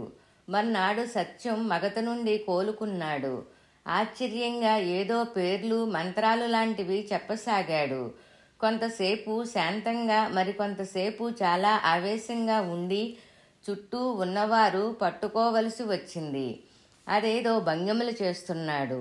వేదాంతపు పలుకులు పలుకుతున్నాడు. ఎవరికీ ఏమీ అర్థం కావటం లేదు. రోజంతా సత్యం వింత ప్రవర్తనతో గడిచింది. మళ్ళీ ఉన్నట్టుండి స్పృహ కోల్పోయాడు. ఈసారి సత్యం కట్టెలాగా బిగుసుకొని పోయాడు. విషం కొద్ది కొద్దిగా ఆలస్యంగా పనిచేస్తున్నదని, అందుకే మళ్ళా సత్యం తెలివి తప్పి పడిపోతున్నాడని, చాలా ప్రమాద స్థితిలో ఉన్నాడని అందరూ కలవరపడ్డారు. అందరు దేవుళ్లకు మొక్కుకున్నారు. సత్యం మిత్రులు, ఉపాధ్యాయులు పాఠశాలకు వెళ్ళలేదు. ఆ రోజంతా, ఆ రాత్రి గ్రామదేవత సుంకాలమ్మ గుడికి కొందరు వెళ్ళి కొబ్బరికాయ కొట్టారు. అది 3 ముక్కలుగా పగిలింది. సామాన్యంగా కొబ్బరికాయ 2 బద్దలుగా పగులుతుంది. కానీ సుంకాలమ్మ గుడిలో 3గా పగిలింది. అదే సమయంలో సత్యం మగతలోనే కొబ్బరికాయ 3 ముక్కలయ్యిందని ముచ్చటగా 3 మాటలు చెప్పి మళ్ళీ స్పృహ కోల్పోయాడు. ఇంట్లో వారికి కొబ్బరికాయ 3 ముక్కలుగా పగలడమేమిటో అర్థం కాలేదు. కొద్దిసేపట్లో గుడి నుండి ప్రసాదంతో వచ్చిన వారు కొబ్బరికాయ 3గా పగలడం చెప్పారు. అందరూ విస్తుపోయారు. సత్యానికి గుడిలో జరిగింది ఇక్కడి నుంచే, అది స్పృహలో లేనప్పుడు తెలిసిందని ఆశ్చర్యపోయారు. మర్నాడు సత్యం తేరుకున్నాడు. కానీ మునుపటి మనిషి కాలేదు. శరీరంలో చాలా మార్పు వచ్చిందనిపిస్తున్నది. తనలో తాను పాటలు, పద్యాలు, మాటలు చెప్పుకునేవాడు. ముభావంగా ఉండి ఇంట్లో వారితో కానీ, తన తోడి మిత్రులతో కానీ కలిసి మాట్లాడక ఉండిపోయాడు. విగ్రహాలకు పూజలు, అర్చనలు చేసేవాడు. చాలా పదార్థాలను సృష్టించేవాడు. ఇన్నాళ్ళు గుప్తంగా సృష్టించింది సత్యమ్మ ఇచ్చిందని చెప్పింది. ఇప్పుడు బాహుటంగా సత్యం చేశాడు. ఆంజనేయులు గారి తోటకు వెళ్ళి కూర్చునేవాడు. సత్యాన్ని అడ్డగించడానికి 14 ఏళ్ల పిల్లవాడైన పెద్దవాళ్ళు 2-3 కావలసి వచ్చేది. సత్యాన్ని అడ్డగించడానికి 14 ఏళ్ల పిల్లవాడైన పెద్దవాళ్ళు 2-3 కావలసి వచ్చింది. ఇదంతా విష ప్రభావమా, నిజంగా తేలు కానీ పాము కానీ కరిచిందా అని సరిగ్గా నిర్ధారణ కాలేదు. చాలాసార్లు స్వామి ఈ విషయం ప్రస్తావనకు వచ్చినప్పుడు స్వామి పలు రకాలుగా స్పందించేవారు. ఒకసారి స్వామివారి షష్ఠి పూర్తి ఉత్సవాల ముందు గ్రామాలలో విద్యార్థులు, కాలేజీ లెక్చరర్లు సేవ చేస్తుండగా గంగాధర శాస్త్రికి తేలు, మండ్రగబ్బ కూడా కావచ్చు, కుట్టింది. చాలా బాధపడ్డాడు. ఆ సాయంకాలం స్వామి తేలు కుట్టిన విషయం గురించి మాట్లాడుతూ, తేలు కుడితే ఏమి జరుగుతుందో తెలిసింది కదా, తేలు కుట్టింది దివ్యత్వం ప్రకటనం, అవతార ప్రకటమైందని చెప్పటం, హాస్యమైందని, అసలు తేలనేదే లేనే లేదని, అదంతా మాయ అన్నట్టు తేల్చేశారు. 2-3 రోజులు గడిచినా సత్యం మామూలు మనిషి కాకపోవడంతో శేషమరాజు తల్లిదండ్రులకు సత్యం గురించి కబురు పంపించాడు. ఈశ్వరమ్మ ఆందోళనకు అంతులేకపోయింది. తన ప్రియాతి ప్రియమైన సత్యానికి ఏ ప్రాణాపాయం వచ్చిందో అని అందరూ దేవుళ్లకు ఊళ్ళోని సత్యమ్మకు మరీ మరీ మొక్కుకున్నది. పెద్ద వెంకమరాజు ఆర్థిక స్థితి అంత బాగాలేనందున ఉరవకొండ వెంటనే బయలుదేరడం ఆలస్యమైంది. ఉరవకొండలో తల్లిదండ్రులు ఎంతకు రాకపోవడంతో పుట్టపర్తికి మళ్లీ మనుషులను శేషమరాజు పంపించడానికి ప్రయత్నం చేస్తున్నాడు. సత్యం అన్నగారితో తల్లిదండ్రులు మరికొద్ది సమయములో వస్తారని చెప్పాడు. నిజంగానే తల్లి తండ్రులు చేరుకున్నారు. తల్లి కుమారుడిని చూచి కుప్పకూలింది. తనయుణ్ణి కౌగిలిలోకి తీసుకొని పలు పలు విధాలా శరీరమంతా నిమిరింది. బుజ్జగించి మాట్లాడించింది. సత్యంలో తల్లిదండ్రులను చూచిన ఆనందం కానీ, చివరికి పరిచయస్తులను చూచిన పలకరింపు కానీ కనిపించలేదు. నాయనా, మా బంగారు తండ్రి, నీకేమైంది? ఇట్లా ఉన్నావెందుకు అని తల్లి పదే పదే ప్రశ్నించింది. కానీ సత్యం వేదాంత పరిభాషలో మాట్లాడుతున్నాడు. కానీ తల్లికి జవాబు చెప్పడం లేదు. ఉన్నట్టుండి ఆ పండితుడు నారాయణ శాస్త్రి తన నోటికి వచ్చినట్టు పరమ పావనమైన భాగవతానికి తప్పుగా అర్థం చెబుతున్నాడు.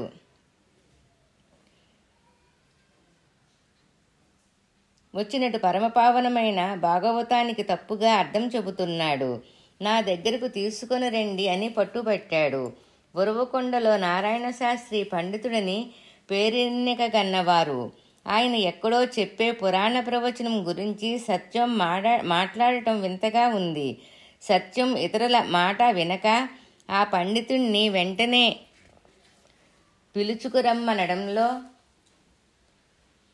పిలుచుకొని రమ్మనడంతో గత్యంతరం లేక తండ్రే నారాయణ శాస్త్రి గారి దగ్గరకు వెళ్ళి తన కుమారుడు చాలా దయానీయ స్థితిలో ఉన్నాడని, ఆయన దయతలిచి తనతో వచ్చి పసివాడిని రక్షించాలని ప్రార్థించాడు.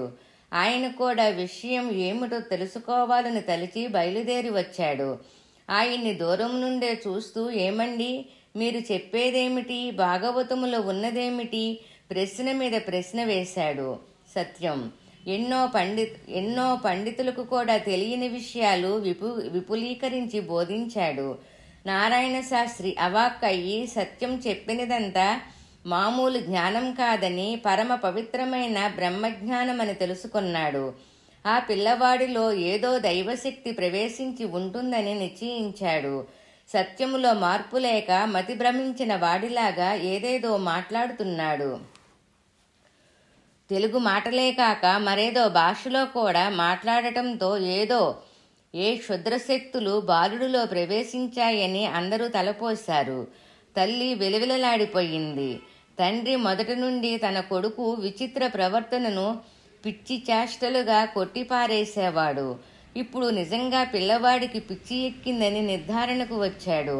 డాక్టర్లు కూడా బాలుడికి హిస్టీరియా వచ్చిందని తేల్చేశారు. దానికి కావలసిన మందులు ఇచ్చారు.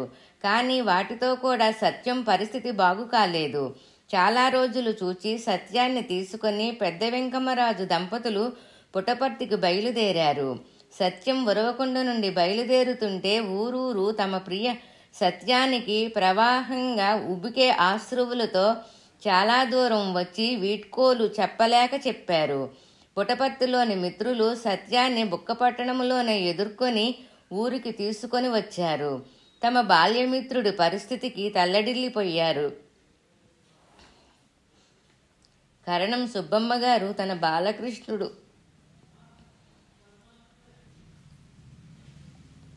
ఈ విధంగా అయినందుకు వేదన చెందింది.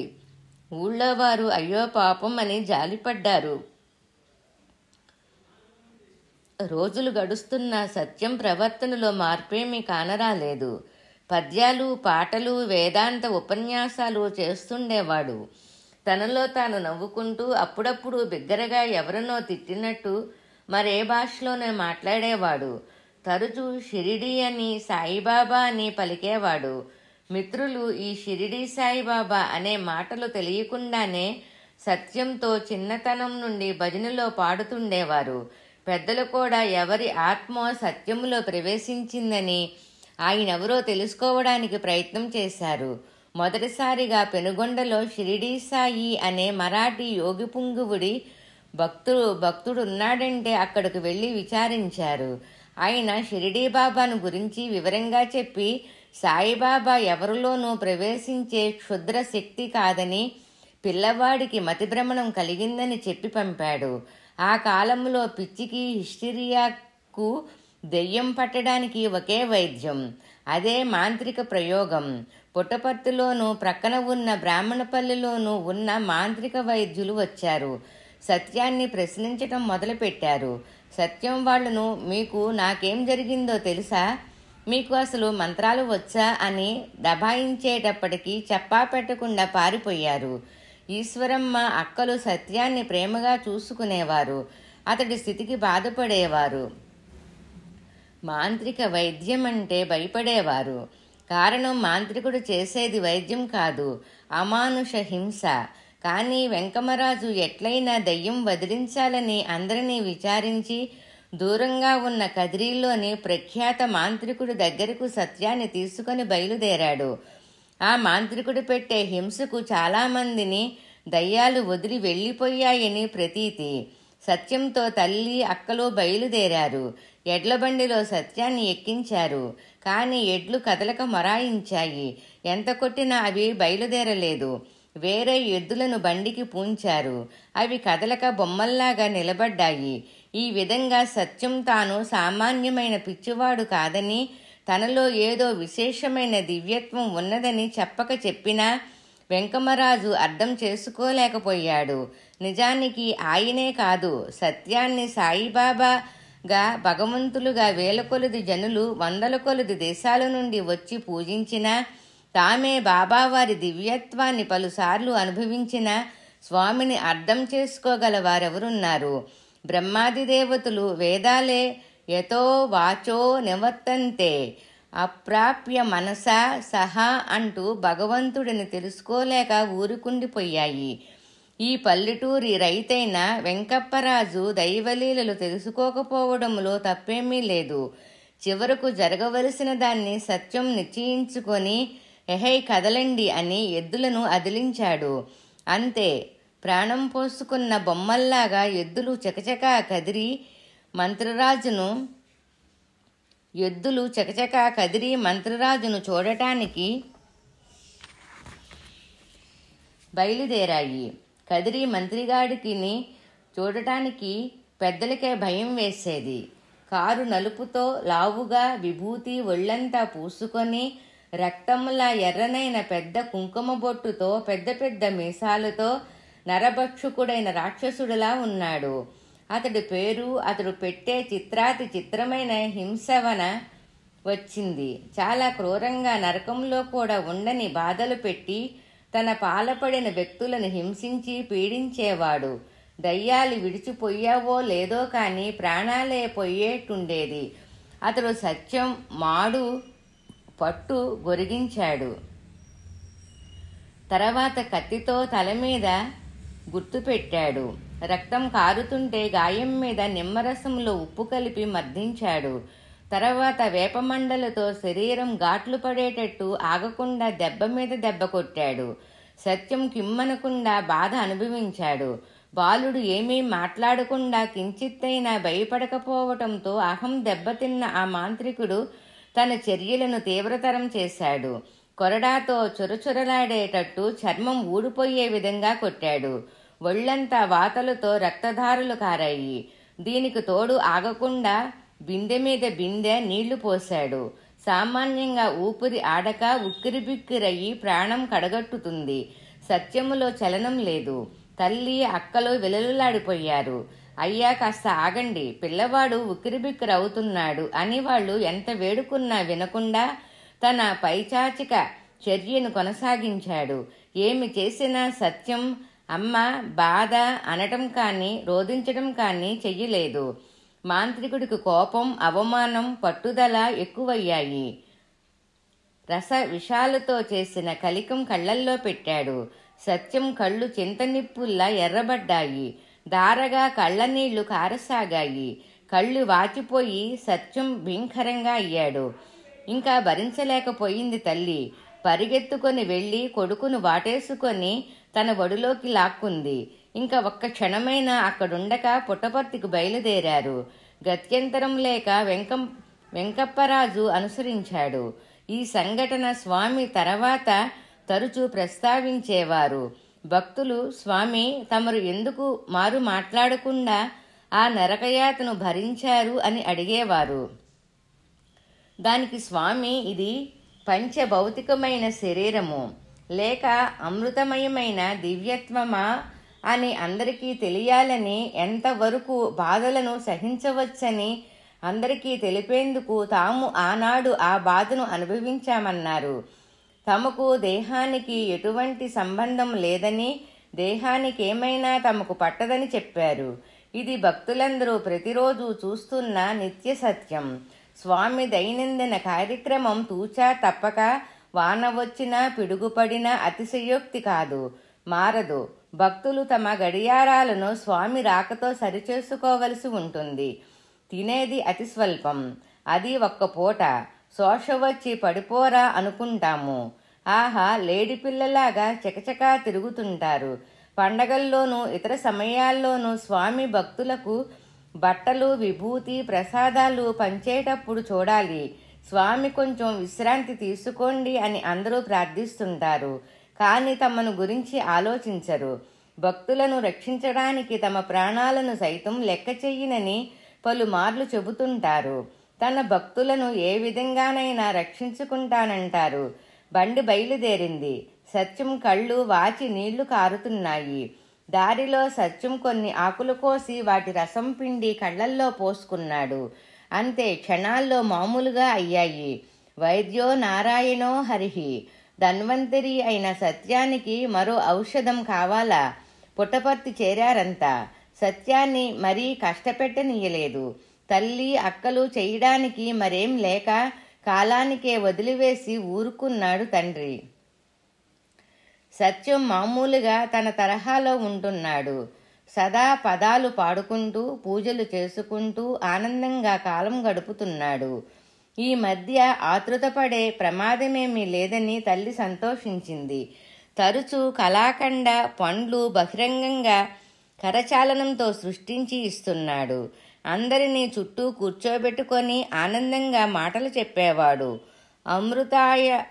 అమృతాయమానమైన చక్ర పొంగలిని అందరూ చూస్తుండగా గాలిలో నుండి తీసిచ్చాడు. ఆ దివ్య పరిమళానికి అందరూ తన్మయులయ్యారు. అది చూడటానికి అందరూ ఇంటి చుట్టూ మూగేవారు. ఇల్లు ఎప్పుడూ వచ్చేపోయే వారితో సందడిగా ఉండేది. పెద్ద వెంకమరాజుకు ముళ్ల మీద కూర్చున్నట్లు ఉంది. తన కుమారుడికి ఈ పిచ్చి చేష్టలను అడ్డగించాలనుకున్నారు. అది మహోత్తరమైన దినం. ఆనాడు మే 23, 1940వ సంవత్సరం. ఆనాడు వేదాలు మహర్షులు ఎప్పుడో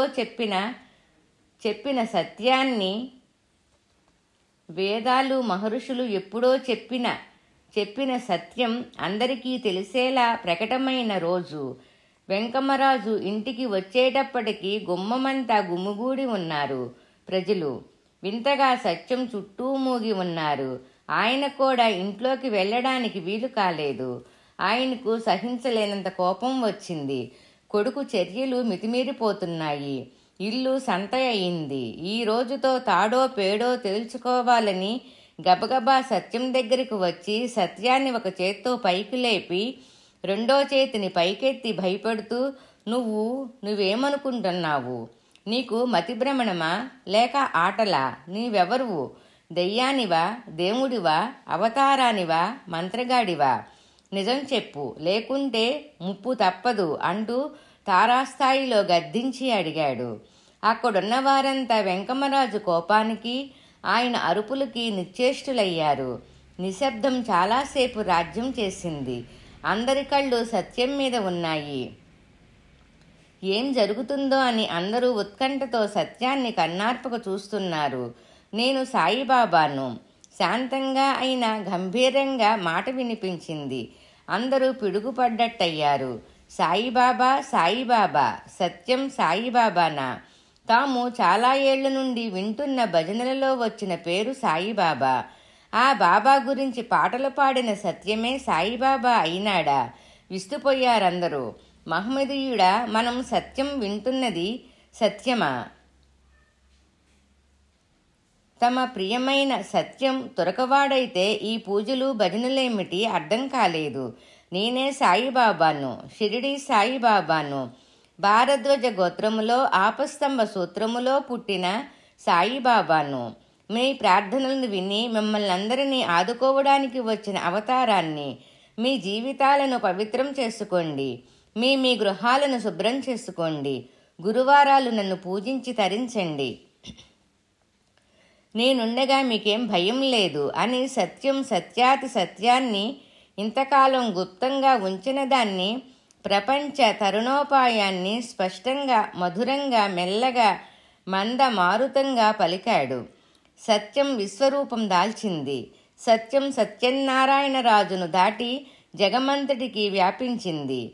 నవంబర్ 24, 1926 మంగళవారం నాడు పాండిచ్చేరిలో అరవింద మహర్షి తన భక్తులందరినీ సమావేశపరిచి, క్రిందట దినం ఇన్నేళ్లుగా తాము ఎదురుచూచిన కృష్ణతత్వము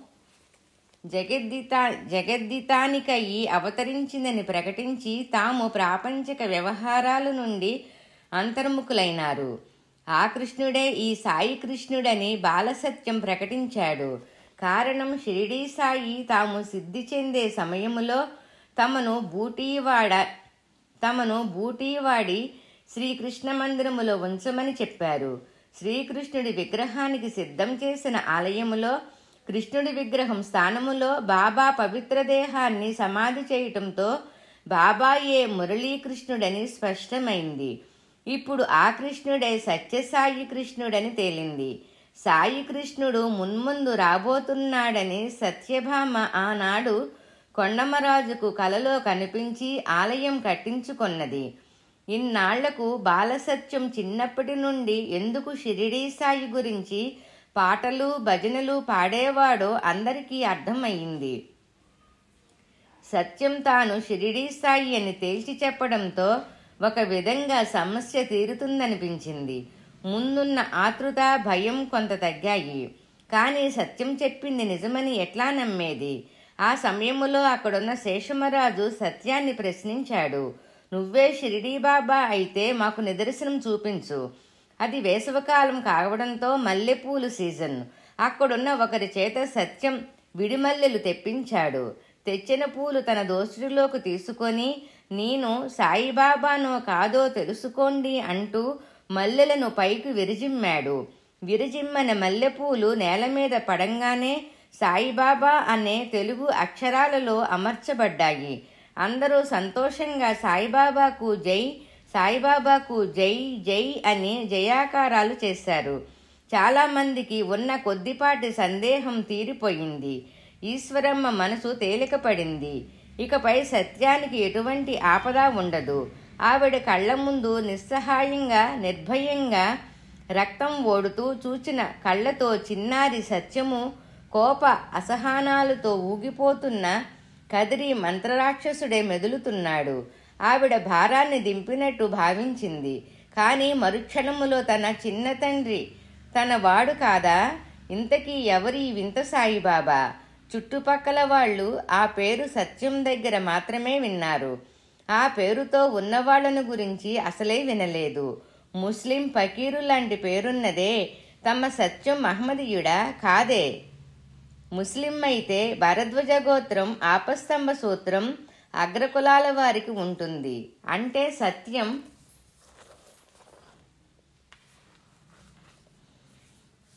అంటే సత్యం సాయిబాబా హిందువే.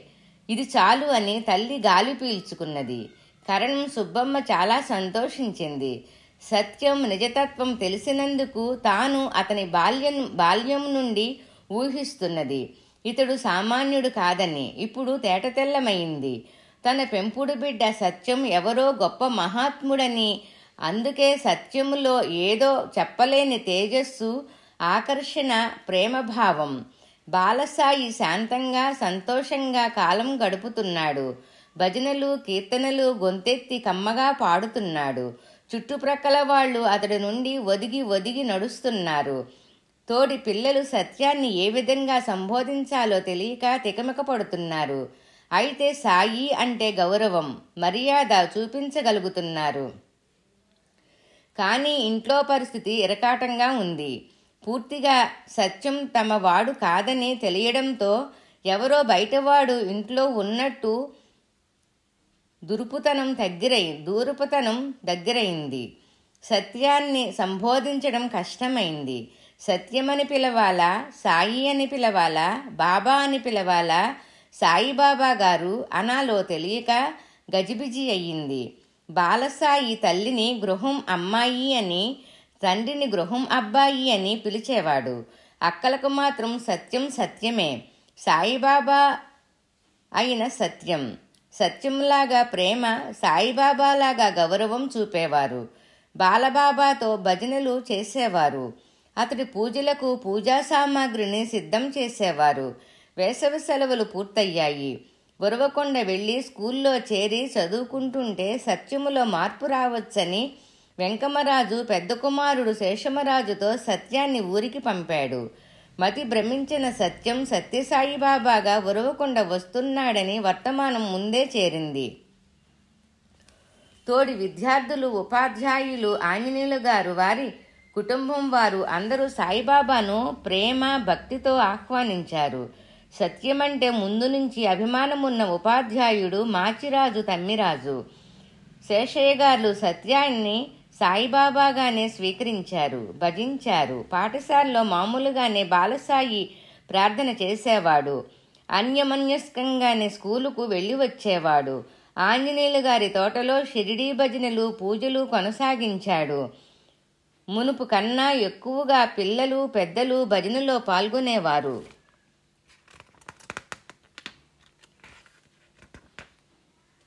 ముఖ్యంగా తమ్మిరాజు గారు, వారి సతీమణి కామేశ్వరమ్మ గారు, కాశీభట్టు రామ్మూర్తి గారు, వారి భార్య శేషయ్య గారు, కొండప్ప గారు తప్పక పూజలకు వచ్చేవారు. పూజలతో పాటు ఆధ్యాత్మిక ఉపదేశాలను బాలసాయి ఇచ్చేవాడు. అందరూ అడిగే ప్రశ్నలకు జవాబులిచ్చేవాడు.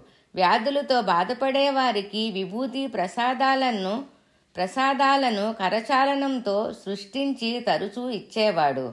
మనోహరంగా చెయ్యిని తిప్పి అందరూ చూస్తుండగానే ఎన్నో వస్తువులను గాలిలో నుంచి తీసి ఇచ్చేవాడు. తరచూ ఉరవకొండకు కొద్ది దూరములో ఉన్న బుద్ధగవి శివాలయానికి వెళ్ళి ధ్యానములో కానీ, కూర్చోవడం కానీ, స్వామికి అర్చన చేయడం కానీ చేసేవాడు. స్కూలు మీద మనసు ఉండేది కాదు. ఎప్పుడూ పరధ్యానంగా ఉండేవాడు. ఉపనిషత్తులు, రకరకాల మంత్రాలు వల్లివెయ్యడం, కావ్య నాటకాల నుండి పద్యాలను పాడటంతో కాలం గడిపేవాడు. అప్పటికే జనం బాలసాయిని చూడడానికి వచ్చేవారు. వారందరికీ ప్రసాదాలు, విభూతి తీసి ఇచ్చేవాడు. ఇది చూచి శేషమరాజుకు ముళ్ల మీద కూర్చున్నట్టుండేది.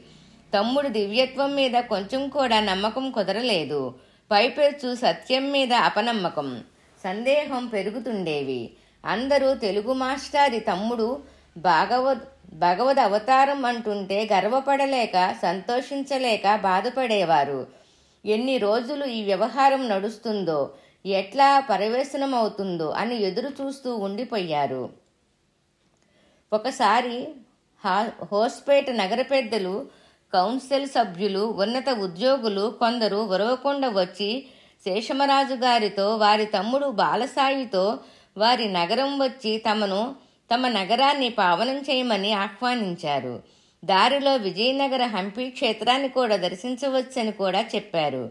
అది దసరా సెలవులు కావడంతో తమ్ముడికి స్థల మార్పిడి ఆరోగ్యానికి మంచిదని ప్రయాణానికి శేషమరాజు గారు అంగీకరించారు.